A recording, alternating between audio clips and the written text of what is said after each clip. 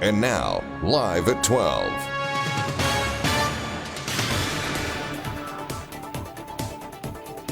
අයිබෝවන් එක්වන්න අදත් ඇත්ත දැනගන්න ලංකාවේ අංක එකේ සමබර තොරතුරු ප්‍රකාශය ලයිව් ඇට් 12 සමග. මම නිමේෂ් විජේසූරිය. මම ඉෂාරා සමරසිංහ. මුලින්ම බලමු ප්‍රධාන පුවත් සිරස්තල. එක්සත් ජාතික පක්ෂයේ කෘත්‍යාධිකාරී මණ්ඩලය රැස්වෙයි. ජාතික ලයිස්තු මන්ත්‍රී ධුරය ගැන අවසන් තීරණය අද. බූස්ස බන්ධනාගාරයේ නිලධහරින් ඇතුළු බන්ධනාගාර නිලධහරින් 12 දෙනෙකුට ස්ථානමාරුවීම. වෙලේ සුදාගෙන් මත්පැන් ගත් බව කියන ජේලර්වරයාත් ඒ අතර. අදත් සිය දුරවල වැඩ බහරගත් ඇමතිවරු. පොලිසියේ නිල මුද්‍රාව ව්‍යාජව සකස් කළ නරහෙන් පිට කච්චේරියක් වටලයි. ඉස්රායල සහ එක්සත් අරාබි එමිරාජ්‍ය අතර සාමගි විසුමක්. Crown Prince Sheikh Mohammed. එක්සත් ජාතික පක්ෂයේ කෘත්‍යාධිකාරී මණ්ඩලය අද පෙරවරුවේ රැස් වුණා. එහිදී පක්ෂයේ ඉදිරි කටයුතු සහ ජාතික ලැයිස්තු මන්ත්‍රී ධුරය සම්බන්ධයෙන් සාකච්ඡා කිරීමට නියමිත වනවා. එක්සත් ජාතික පක්ෂයේ කෘත්‍යාධිකාරී මණ්ඩලය අද පෙරවරුවේ සිරිකොත පක්ෂ මුලස්ථානයේදී රැස් වුණා. ඒ පක්ෂ නායක රනිල් වික්‍රමසිංහ මහතාගේ ප්‍රධානත්වයෙන් පක්ෂයේ මහලේකම් අකිල විරාජ්කාරී වසම් මහතා සඳහන් කළේ මෙම සාකච්ඡාවේදී පක්ෂයේ ඉදිරි වැඩ කටයුතු පිළිබඳව මෙන්ම ජාතික ලැයිස්තු මන්ත්‍රී ධුරය සම්බන්ධයෙන්ද සාකච්ඡා කරන බවයි. ජාතික ලැයිස්තු මන්ත්‍රී ධුරය පිළිබඳව අවසන් එකගතාවයකට අද පැමිණිය හැකි බවද එක්සත් ජාතික පක්ෂ ආරංචි මාර්ග සඳහන් කළා. අද අවසාන දවසට කියලා තමයි කියන්නේ නේ එහෙමද? අද කෘත්‍යාධිකාරී මණ්ඩලයෙන් ප්‍රථම වතාවට මේ රැස්වෙන මේ ප්‍රශ්නෙට දැන් මැතිවරණ කොමිසමත් තීරණයක් ගනී නේද ඔබතුමාලා අද නම දුන්නේ නැති වුණොත්? මම හිතන්නේ ඒක මැතිවරණ කොමිසමයත් එක්ක අපි සාකච්ඡා කරලා කරගන්න පුළුවන් ඒකේ වහුලක් වෙන්නේ. ඒ වගේම කරු ජයසූරිය මහත්මයා දැන් නායකත්වයට මොකක් හරි පත් වෙන්න සුදුනමක් තියෙනවා. නැහැ එහෙම එකක් දැන් කෘත්‍යාධිකාරී මණ්ඩලෙ ගියාට පස්සේ තමයි දැනගන්නේ. දැන් ඔබතුමාලා එකඟ වෙද ඒක තුමා එනවට මොකද මේ වුණ පක්ෂයේ තියෙන තත්ත්වෙත් එක්ක බැලුවා. අද කෘත්‍යාධිකාරී මණ්ඩලෙ පස්සේ බලමු. ඒකේ මාර්ජෝ රන්දුනංග හිටපු අමාත්‍යමත් නම් ලිස්ට් එකේ ඉන්නව බිල. ওই නායකත් ලිස්ට් එකේ මම දැන් 7ක් 8ක් ඉන්නවනේ දැන්. මා 8ක් ඉන්නවා. මේ යන විදිහට ඔබතුමාත් එයිද දන්නේ මම නෑනේ මම. දැන් නායකත්වයට පොරකෑමක් නේ. ඇඟිල්ලේ තරමට ඉතුරු කියන්නේ මම එහෙම නෑ. තව කී දෙනෙක් ඉන්නවද දන්නේ ඇඟිල්ලේ තරමට ඉතුරු වෙච්ච නැති ඔබතුමා. මේ එක්කම ඉන්නේ නායකයෝ ටිකනේ ඇවිල්ලා ඉන්නේ. එතනම ජේෂ්ඨ නායකයෝ ටික ඔක්කොම ඉදිරිපත් වෙලා තියෙන අපි පොඩි අයනේ. මේ අතර ඊයේ පස්වරුවේදීද පක්ෂ නායක රනිල් වික්‍රමසිංහ මහතාගේ ප්‍රධානත්වයෙන් පක්ෂ මුලස්ථානයේදී සාකච්ඡාවක් පැවැත්වුණා. අකිල විරාජ්කාරී වසම් මහතා සඳහන් කළේ එම සාකච්ඡාවේදීද මේ සම්බන්ධයෙන් අවධානය යොමු වූ බවයි. කෙසේ වෙතත් පක්ෂ නායකත්වය සම්බන්ධයෙන් හෝ ජාතික ලැයිස්තු මන්ත්‍රී ධුරය සම්බන්ධයෙන් මෙතෙක් අවසන් තීරණයකට එළඹ නොමැති බවද ඔහු සඳහන් කළා. මෙවර මහමැතිවරණයෙන් එක්සත් ජාතික පක්ෂයට දිස්ත්‍රික් මට්ටමින් කිසිදු පාර්ලිමේන්තු අසුනක් දිනා ගැනීමට හැකි නොවූ අතර ජාතික ලැයිස්තුවෙන් එක් මන්ත්‍රී ධුරයක් හිමි වුණා. එම මන්ත්‍රී ධුරය සඳහා පුද්ගලයෙකු නම් කිරීම වෙනුවෙන් පසුගිය දින කිහිපයේදීම සාකච්ඡා පැවැත්වුණා. එමෙන්ම එක්සත් ජාතික පක්ෂයේ නව නායකත්වයක් සම්බන්ධයෙන්ද පසුගියදා රැස් වූ කෘත්‍යාධිකාරී මණ්ඩලයේදී අවධානයට යොමුව තිබුණා. එහිදී රනිල් වික්‍රමසිංහ මහතා පවසා තිබුණේ පක්ෂ නායකත්වයෙන් ඉල්ලා අස්වීමට තමන් සූදානම් බවයි. ඒ අනුව පක්ෂ නායකත්වය වෙනුවෙන් පක්ෂයේ මහලේකම් අකිල විරාජ්කාරී වසම් පක්ෂයේ උපනායක රවි කරුණානායක වජිර අබේවර්ධන සහ දයා ගමගේ ඇතුළු හිටපු පාර්ලිමේන්තු මන්ත්‍රීවරුන් කිහිප දෙනෙකුගේ නම් යෝජනා වුණා. නායකත්වයේ කරු ජයසූරිය මහතාට පැවරීම පිළිබඳවත් මෙහිදී යෝජනා ඉදිරිපත්ව තිබෙනවා. කෙසේ වෙතත් මේ කාරණා සම්බන්ධයෙන් මෙතෙක් අවසන් තීරණයකට එළඹීමට එක්සත් ජාතික පක්ෂයට හැකි වී නැහැ. හිටපු සොලිසිටර් ජෙනරාල් සුහද ගම්ලත් මහතා ඊයේ දේශපාලන පරිගැනීම් පිළිබඳව සොයා බැලෙන ජනාධිපති විමර්ශන කොමිෂන් සභාව හමුවේ පෙනී සිටියා. ඒ ඇවන්ගාඩ් සමාගමට අයත් MV මහනුවර නැමැති නෞකාවේ නෛතික භාවය පිළිබඳව වැඩිදුර සාක්ෂි ලබා දීම සඳහායි. දේශපාලන පරිගැනීම් පිළිබඳව සොයා බැලෙන ජනාධිපති විමර්ශන කොමිෂන් සභාවේ ඊයේ උණුසුම් තත්ත්වයක් ඇති වුණා. ඒ ඇවන්ගාඩ් සමාගමට අයත් MV මහනුවර නැමැති නෞකාවේ නෛතික තත්ත්වය සම්බන්ධයෙන් හිටපු සොලිසිටර් ජෙනරාල් සුහද ගම්ලත් මහතා පුවත්පතකට ලබා දුන් සම්මුඛ සාකච්ඡාවක් පිළිබඳව කොමිසම කරුණු විමසූ අවස්ථාවේදී මෙහිදී අල්ලස් කොමිසමේ හිටපු අධ්‍යක්ෂ ජෙනරාල් දිලරුක්ෂ ඩයස් වික්‍රමසිංහ මහත්මිය වෙනුවෙන් පෙනී සිටි හිටපු ජ්‍යෙෂ්ඨ අතිරේක සොලිසිටර් ජෙනරාල් ජනාධිපති නීතිඥ නවරත්න බණ්ඩාර හිටපු සොලිසිටර් ජෙනරාල් සුහද ගම්ලත් මහතා සිය සේවා දායකව දේශපාලන පරිගැනීම් වලට යටත්ව රාජකාරී කළ බවට පුවත්පතකට තොරතුරු ලබා දුන්නේ කෙසේදැයි ප්‍රශ්න කළා. තමන්නේ බව ප්‍රකාශ කළේ දිල්රුක්ෂ ඩයස් වික්‍රමසිංහ මහත්මිය සහ එවන්ගාඩ් සමාගමේ සභාපති නිශ්ශංක සේනාධිපති අතර ඇති වූ දුරකථන සංවාද හඬපටයක් මාධ්‍ය මගින් ප්‍රචාරය වූ නිසා බව හිටපු සොලිසිටර් ජෙනරාල් සුහද ගම්ලත් මහතා ප්‍රකාශ කළා. මෙහිදී සුහද ගම්ලත් මහතාට එල්ල කෙරුණු ඇතැම් චෝදනා හමුවේ කොමිසමේ උණුසුම් තත්ත්වයක්ද හටගත් අතර නීතිඥ නවරත්න බණ්ඩාර මහතාට කොමිසමේ සභාපති විශ්‍රාමික ශ්‍රේෂ්ඨාධිකරණ විනිසුරු උපාලි අබේරත්න මහතා තරයේ අවවාද කළා. තවදුරටත් කොමිසමේ ගෞරවය කෙලෙසමින් පහත් වචනයෙන් කොමිසම හමුවේ සාක්ෂි විමසීම සිදු කරන්නේ නම් ඔහු අත්අඩංගුවටගෙන අභියාචනාධිකරණයට ඉදිරිපත් කරන බවත් කොමිසමේ සභාපති විනිසුරුවරයා අවධාරණය කර සිටියා. බෝස්ස බන්ධනාගාරයේ ජේලර්වරුන් දෙදෙනෙකු ඇතුළු 10 දෙනෙකුට සහ තවත් බන්ධනාගාර දෙකක නිලධාරීන් දෙදෙනෙකුට වහාම ක්‍රියාත්මක වන පරිදි ස්ථානමාරුවීම් ලබා දී තිබෙනවා. බන්ධනාගාර කොමසාරිස් ජෙනරාල් තුෂාර උපුල්දෙනිය මහතා සඳහන් කළේ ඒ අතර වෙලේසුදා නැමැති මද්‍රව්‍ය ජාවාරම්කරුගෙන් මත්පැන් බෝතල් ලබාගත් බව කියන බෝස්ස බන්ධනාගාරයේ ජේලර්වරයාද සිටින බවයි. වහාම ක්‍රියාත්මක වන පරිදි බූස බන්ධනාගාරයේ ජේලර්වරුන් දෙදෙනෙකු, නියාමකවරුන් 6 දෙනෙකු, සැරයන්වරයෙකු සහ පුනරුත්ථාපන නිලධාරියෙකු ඇතුළු 10 දෙනෙකුට ස්ථානමාරුවීම් ලබා දී තිබෙනවා. ඊට අමතරව වාරියපොළ බන්ධනාගාරයේ ජේලර්වරයෙකුට සහ දුම්බර බන්ධනාගාරයේ සැරයන්වරයෙකුටද ස්ථානමාරුවීම් ලබා දීමටයි පියවරගෙන ඇත්තේ. අදාළ නිලධාරීන් සම්බන්ධයෙන් අභ්‍යන්තර පරීක්ෂණයක්ද ආරම්භ කර තිබෙනවා. මේ වන විට දරුණු ගණයේ අපරාධකරුවන් කිහිප දෙනෙකු බූස බන්ධනාගාරයේ රඳවා සිටින අතර ඔවුන් සමග එම බන්ධනාගාරයේ නිලධාරීන් කිහිප දෙනෙකු සම්බන්ධතා පවත්වාගෙන ගොස් ඇති බවට බන්ධනාගාර බුද්ධ්‍යංශ වෙත තොරතුරු ලැබී තිබෙනවා. එම තොරතුරු ඔස්සේ විමර්ශන ආරම්භ කළ නිලධාරීන් අදාළ ජේලර්වරුන් ඇතුළු පිරිසකට ස්ථානමාරුවීම් ලබා දීමටයි පියවරගෙන ඇත්තේ. ඉකුද්දා බූස බන්ධනාගාර ජේලර්වරයෙකු ඔහුගේ මංගල උත්සවය වෙනුවෙන් බන්ධනාගාර රැඳවියෙකු වූ වෙලේසුදා නැමැත්තාගෙන් මත්පැන් බෝතල් 100ක් ලබාගත් බවටද තොරතුරු ලැබී තිබෙනවා. අදාළ නියාමකවරයාද ස්ථානමාරුවීම් ලැබුවන් අතර සිටින බවයි බන්ධනාගාර කොමසාරිස් ජෙනරාල් තුෂාර උපුල්දෙනිය මහතා සඳහන් කළේ. මේ අතර කොළඹ දකුණ කොට්ටාස දූෂණ මර්දනාංශයේ නිලධාරීන් නාරහෙන් පිට ගජබාපුර ප්‍රදේශයේ නිවසක පවත්වාගෙන ගිය ව්‍යාජ කච්චේරියක් වැටලීමට පියවර ගත්තා. එහි තිබී පොලිස් ස්ථානාධිපතිවරුන් 22 දෙනෙකුගේ නිල මුද්‍රා ඇතුළු විවිධ නිල මුද්‍රා 75ක් සොයා ගැනීමටයි හැකි වුණේ. ඊට අමතරව ප්‍රාදේශීය ලේකම් කාර්යාලවල මෝටර රථ ප්‍රවාහන දෙපාර්තමේන්තුවේ සාමදාන විනිශ්චයකාරවරුන්ගේ නිල මුද්‍රා සහ විවිධ ලිපි ශීර්ෂ සොයා ගැනීමටයි හැකි වී ඇත්තේ. එහිදී 49 හැවිරිදි පුද්ගලයෙකු අත්අඩංගුවට ගැනීමට කටයුතු කළා. රත්නපුර මූලස්ථාන පොලිස් නිලධාරීන් රත්නපුර කරන්ගොඩ වැරණියාගොඩ ප්‍රදේශයේ නිවසක් පිටුපස ගුහාවක සඟවා තිබූ ගිනි අවයක්, ජීව අත්බෝම්බ 2ක් සහ ජීවොණ්ඩ 4ක් මෙන්ම හිස් පතරම් කපු 25ක් සොයාගෙන තිබෙනවා. එහිදී සැකකරුවන් දෙදෙනෙකු අත්අඩංගුවට ගැනීමටයි කටයුතු කළේ. මේ අතර කතරගම පොලිස් විශේෂකාර බලකා කඳවුරේ සෙබළුන් හම්බන්තොට සාලියපුර 4 කණුව ප්‍රදේශයේ නිවසක තිබී ගිනි අවි 2ක් සහ ජීවොණ්ඩ කිහිපයක් සොයාගත්තා. එහිදී 52 හැවිරිදි පුද්ගලයෙකු අත්අඩංගුවට ගෙන තිබෙනවා. බ්ලූමැන්ඩල් පොලිස් ස්ථානයේ දූෂණ මර්දනාංශයේ නිලධාරීන් කිඹුල ඇල ප්‍රදේශයේදී හෙරොයින් ග්‍රෑම් 5ක් සමග සැකකරුවෙකු අත්අඩංගුවට ගත්තා. බ්ලූමැන්ඩල් කුඩුරංජි නමින් හඳුන්වන 42 හැවිරිදි සැකකරු කාලයක සිට හෙරොයින් ජාවාරමේ නිරතව ඇති බවටයි අනාවරණය වී ඇත්තේ.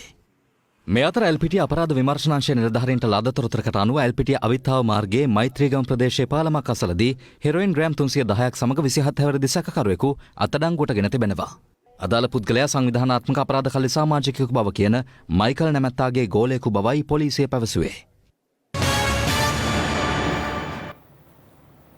අපේ ජනබල පක්ෂයේ ජාතික ලයිස්තු මන්ත්‍රී ධුරය ගලගොඩ අත්තේ ඥානසාර හිමියන්ට ලබා දිය යුතු බව පවසමින් ගාල්ල නගරයේදී එම පක්ෂයෙන් මැතිවරණයට තරඟ කළ පුද්ගලයෙක් ඊයේ ආරම්භ කළ සත්‍යග්‍රහය අද පෙරවරුවේ නිමාවට පත් කළා.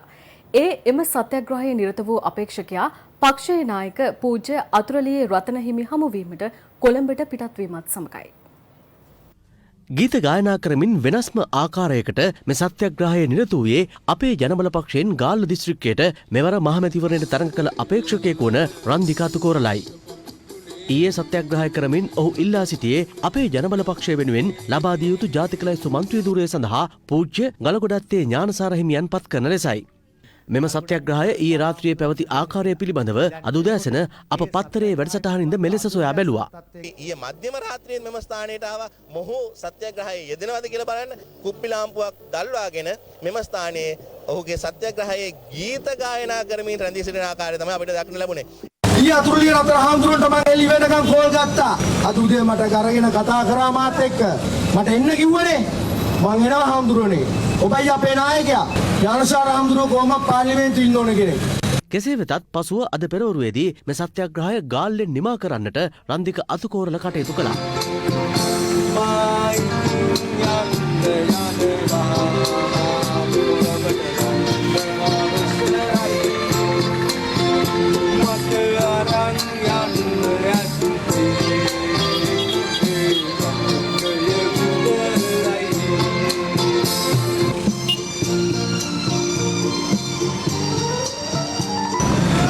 යනවා. යන්න මේ ප්‍රශ්න විසඳන්න රතන හාමුදුරුවෝ අනිවාර්යෙන් අනුමැතිය දෙන්න ඕනේ. අද ආස් වෙනකොට එක්කෙනෙක්ට කොඩිය ලකුණු පාර්ලිමේන්තුවට යන්න දෙන්න. මොන කිවිසුම තිබුණා රතන හාමුදුරුවෝ ඒක අපවීම නම් කරන්නම ඕනේ.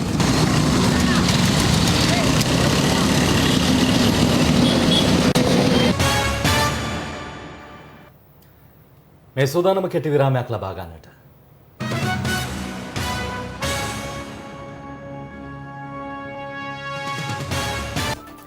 ඔබ නැවතත් ලංකාවේ අංක එකේ සමබර තොරතුරු ප්‍රකාශය සමග.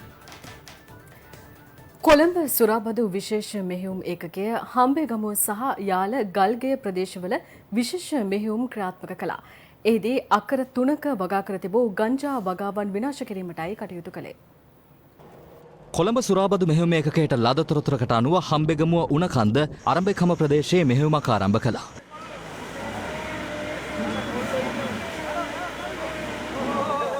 හම්බෙගමුව නගරයේ සිට කිලෝමීටර් 10ක් පමණ දුරින් පිහිටි එම වනගත ප්‍රදේශයට ගිය සුරාබදු නිලධාරීන්ට සරුවට වගා කර තිබූ මෙම ගංජා වගාව දැක ගැනීමට හැකි වුණා.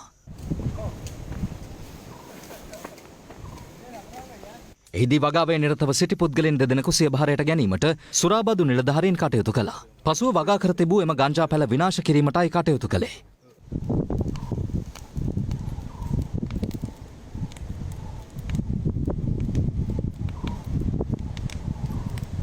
ඉන්පසු සුරාබදු විශේෂ මෙහෙයුම් ඒකකයේ ස්ථානාධිපති පී.එන්. හේමන්ත මහතා ඇතුළු කණ්ඩායමක් තවත් තොරතුරකට අනුව යාල ගල්ගේ ප්‍රදේශයේ තවත් ගංජා වගාවක් පිහිටි ස්ථානයකට ගියා.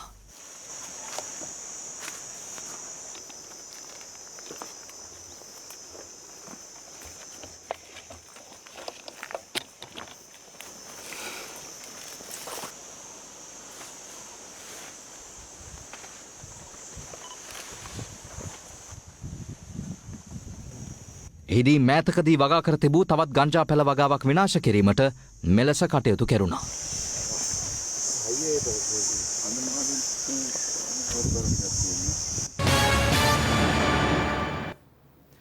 වැල්ලවාය මොනරාගල ප්‍රධාන මාර්ගයේ කොටවෙහෙරගල ප්‍රදේශයේදී සිදු වූ රියනතුරකින් කාන්තාවක් මිය ගොස් තවත් පුද්ගලයෙකු බරපතල තුවාල ලබා තිබෙනවා. අනතුර සිදු වී තිබුණේ මාර්ගය හරහා ගමන් කිරීමට ගිය කාන්තාවක යතුරු පැදියක ගැටීමෙන්.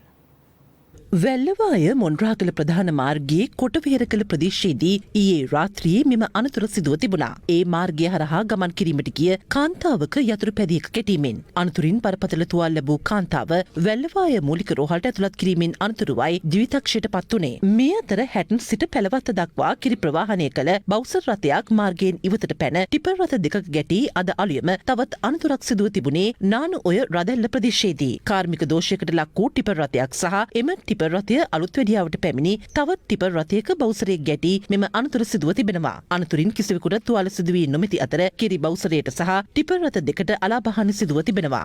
මේ අතර බණ්ඩාරගම වීදාගම මන්සන්දියේදී සිදු වූ තවත් අනතුරකින් පුද්ගලයන් දෙදෙනෙකු බරපතල තුවාල ලබා තිබෙනවා. ජීප් රථයක් යතුරු පැදියක ගැටීමෙන් අනතුර සිදුව ඇති අතර අනතුරින් තුවාල ලබා ඇත්තේ යතුරු පැදියේ ගමන්ගත් දෙදෙනෙක්. ඔවුන් බණ්ඩාරගම රෝහලට ඇතුළත් කිරීමෙන් පසු කොළඹ ජාතික රෝහලට මාරු කර යවා තිබෙනවා.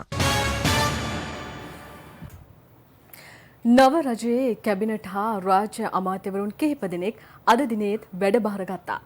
මේ අතර නව රජයේ අමාත්‍යවරුන් ලෙස දෙවුරුම් දුන් කිහිප දෙනෙකුම ඊයේ තමන් නියෝජනය කළ ප්‍රදේශවලදී ජනතාව උණුසුම් ලෙස පිළිගත් බවයි අප වාර්තාකරුවන් පැවසුවේ.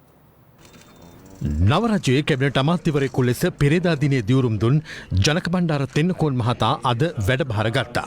රාජ්‍ය සේවා පළාත් සභා සහ පළාත් පාලන අමාත්‍යවරයා වූ ඒ මහතා අද වැඩභාර ගත්තේ ටොරින්ටන්හි පිහිටි එම අමාත්‍යංශයේදී.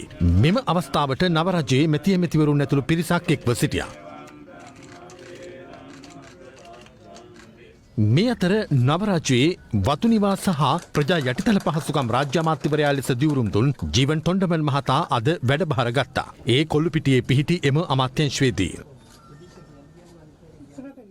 නිපුණතා සංවර්ධන වෘත්තීය අභ්‍යාපන පර්යේෂණ හා නව නිපැයුම් රාජ්‍ය අමාත්‍යවරිය ලෙස දියුරුම් දුන් සීතා අරඹපොළ මහත්මිය අද සිය දුරේ වැඩභාර ගත්තා. ඒ නාරාහෙන් පිට පිහිටි එම අමාත්‍යංශයේදී.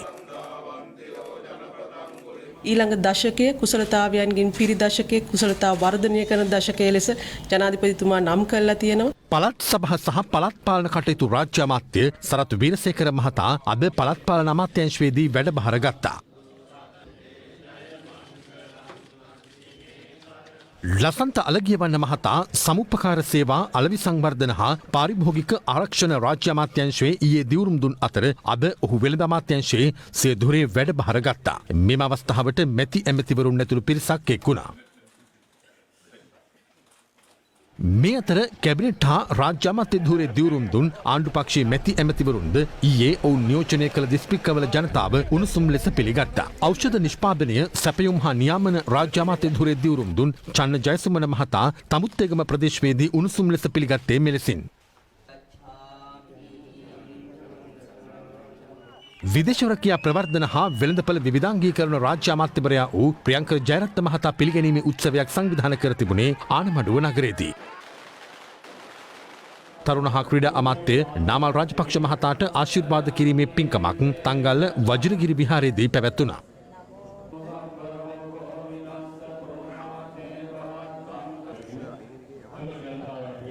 සෞඛ්‍ය අමාත්‍ය පවිත්‍රාදේවී වන්‍යාරච්චි මහත්මිය ඊයේ ඓතිහාසික රත්නපුර සමන් දේවාලයට පැමිණියා.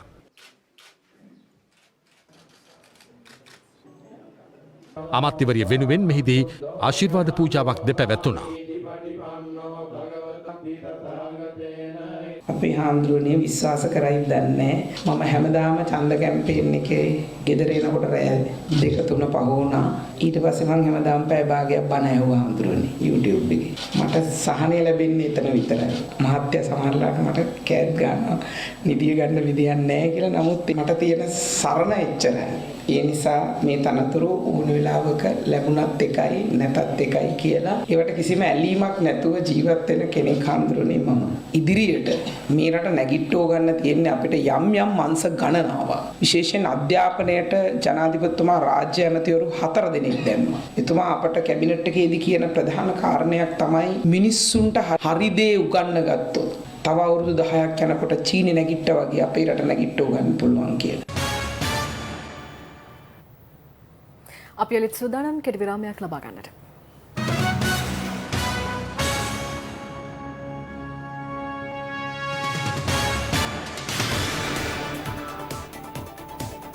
තවත් දේශීය පුවත් කිහිපයක් කෙටියෙන් දකිමු දැන්. වෛද්‍යවරයෙකු ලෙස පෙනී සිටි පුද්ගලයෙකු පුත්තලම රෝහලේ ප්‍රතිකාර සඳහා පැමිණි කාන්තාවන් රවටා ඔවුන් පැළඳ සිටි රන් ආභරණ රැගෙන පලා ගොස් ඇති බව පුත්තලම පොලිසිය පවසනවා.